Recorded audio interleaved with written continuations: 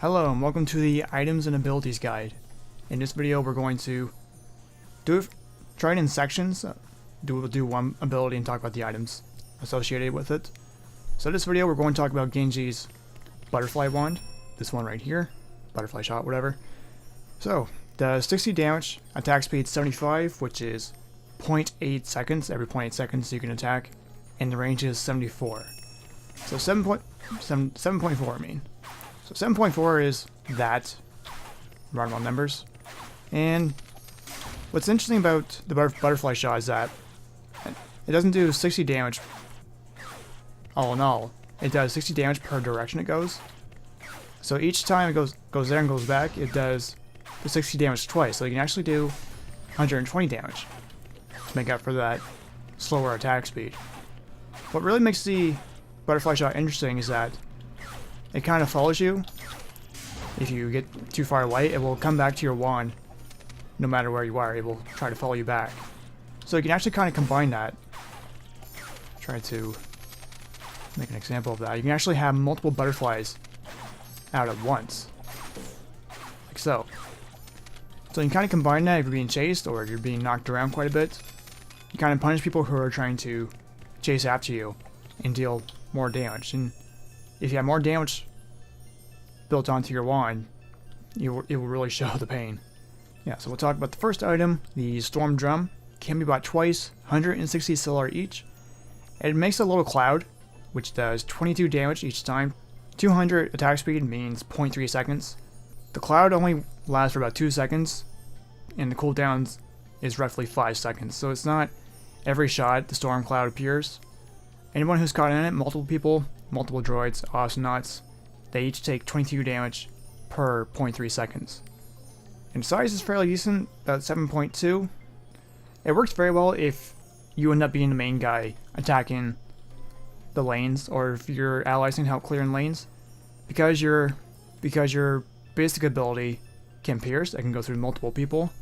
It's a very good way of clearing out droids if you're not converting them into your droids.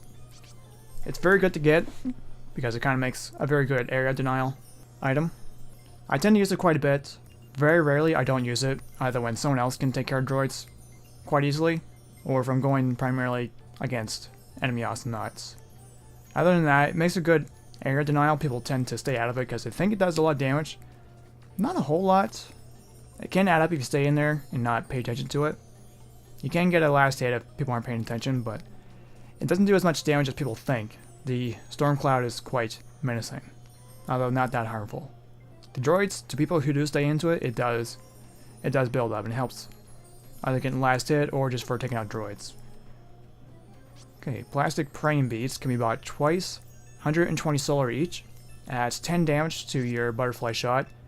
So then instead of doing 60 each direction, it does 70. So instead of doing 120 for two directions, it will actually do 140. And another 70 damage if the wand is returning from where you shot it to where you are at that point. If you are at a different spot to where you were, it will enter a third direction. So you can actually hit at least 3 times with one butterfly. So this works quite well if you're going for more basic attack focused Genji, if you're building towards doing more damage. Clearly this is the choice for that. Quite cheap as well. I tend to focus on auto attack is called, people like to call it, your basic ability later on in the game, because I tend to focus on the buffs and debuffs, because I tend to either focus on lanes or focus on helping my allies stay alive. But I will use this later on into a match, depends on if not enemy Awesomenauts give me trouble or if we need to clear out lanes faster. Depends on what the job is for. Lots of Genjis do use this, and for the price, what? Okay, where was I? Praying beads. Yeah, it works very well if you're trying to get the last hit on people, if you need to do more damage, or if you're clearing out droids faster. Would recommend it, and for the price, you really can't go wrong with it, unless you're going for a completely different build, more passive, things like that. But for more offensive or defensive, depends on what you're, either enemy Awesomenauts or droids. It's a good price for to buy. Okay, glow bracelets can be bought 3 times, 140 solar, increases the attack speed by 10%. So the attack speed is 75, adding 10% to that will make it 82.5. And what 82.5 is, so 60 divided by 82.5 is 0.72. So instead of being 0.8, it's 0.72. So it's not a whole lot, although it is 10%. So it doesn't really show a whole lot, but we'll look at 75 plus 20% will be 90. 60 divided by 90 is 0.66. So it starts to get a little bit better each time. 20%, that's when you start to notice it, and you can upgrade it. You can do up to 30% on this. This is a little bit crazy, and it can be quite useful on either damage or healing. Doesn't really do much good for Storm Drum because it does have that cooldown, but 30% on 275 will be 97.5. So let's see, 60 divided by 97.5 is 0.61. Do an attack every 0.8 seconds, now it's roughly 0.6 seconds. So not a whole lot of a difference, but adding 10%, 20%, 30%, depends on what you want to do. Do bear in mind that Genji does slow down when he attacks. So he's kind of running like this, now he's starting to slow down. So it can be quite useful if your aim's not that good, or just need to deal more damage, dish more damage, or dish more healing, or whatever you like. It can be quite useful. It's almost hard to say no to this due to its usefulness, and it really adds on to the style of play that you're going for. Okay, Caterpillar King statue can be bought twice, 165 solar each time. Turns the butterfly shot into a healing shot. So each direction it will heal 20. Do bear in mind that's not a whole lot. Doesn't do anything with damage, it's got nothing to do with that. So it will dish damage to enemies, and it will heal only allied Awesomenauts. Does not heal droids, unfortunately. So you're doing 20-40, 20-40, 20-40, 20-40. So 4, 8, 12, 16, 20. It can add up, especially if you tack on the attack speed on with it. Although you can double that to have 4, 8. 4, 8, 4, 8, 4, 8. 80, 100, 160, 240, 320, 400. So it can be quite possible to heal a lot of damage taken. It's a nice alternative to the Caterpillar, or it makes a nice backup item, just in case you're on cooldown and you can't really do that.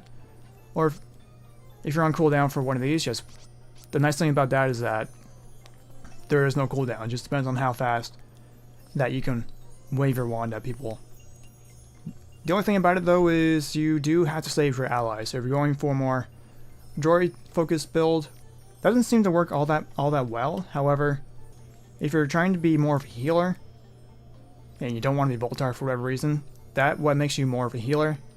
However, do bear in mind that you are still a squishy little bug, so you do have to look out for yourself many times. However, you do have the items to make you a full build, full healer, or just like that, having that. Doesn't heal you back though. That's the only thing to bear in mind.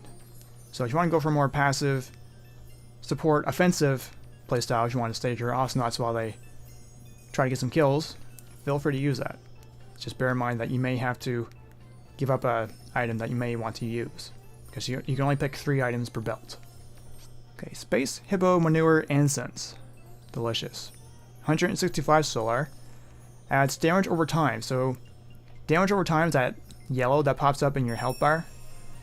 And it will be 10, so about half a tick of health. And that happens over the course of 4 seconds. So it seems to be 25 damage per second. And that damage over time reapplies every time you hit an enemy. So if you're just whipping them constantly like that, you keep hitting them, it's not like it's gonna do. It's not gonna do all the damage and then reset, do all the damage and then reset. How do I explain? It just resets the damage over time. So they're destined to lose 100 damage, but say they lost 25 damage and then you reapply the damage over time, they're going to lose 100 more damage if you leave them alone. They'll lose 100 damage guaranteed if they don't heal that damage back. However, you keep reapplying it, you just reapply that damage over time. It's not like you're doing extra damage per se, you're adding about 25 if you stay in the fight.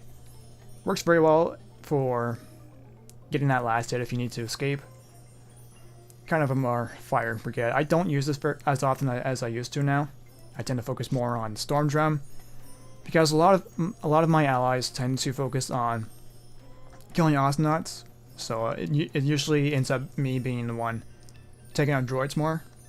And it's rare for me to get the last hit because either I can't reach them, I'm trying to stay behind my allies, keep them alive using my abilities, or I can't quite do damage yet because I'm using my buffs, debuffs. If you're going for a more aggressive build, if you tend to be by yourself a lot or just trying to get people to buzz off, works very well against invisible enemies, so do bear that in mind. Because you can hear them scream out in pain, or there might be a poison effect. You can see even though they're invisible. So it can work quite well on Aquilon or Leon's per se. So if Leon's giving you a hard time, you might want to consider picking that. It could be a very fine counter to him. So just do bear in mind, you might have a build that you want to use, but do remember to adapt to who your enemies are and where you are. Okay, last but not least, the Wolf Shawl. 165 solar, increases range by 2.4, whatever that means. So where range is 7.4, about a quarter more. So it doesn't seem like a whole lot, but it actually does make quite a difference. If you're playing for a more passive build, or if you're just trying to heal and damage at the same time, you can stay far back enough and avoid burst attacks, or you just want to stay behind a turret and be a pain in the butt to other droids. That is certainly possible. It's very rare for me to pick this because I usually save this for the end of a match.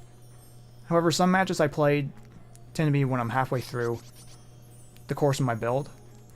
So it's only during stalemates or very, very long matches I actually use this. Much of the time I do use this. Almost no reason not to, because I tend to use these three items. I would like to use this more. But if you're not comfortable getting close, or you just want to stay further back and pelt out damage, entirely up to you. Okay, so that's been about the butterfly shot for Genji. Hopefully I didn't miss anything. If that was of use to you, hopefully it was. Thanks very much for watching.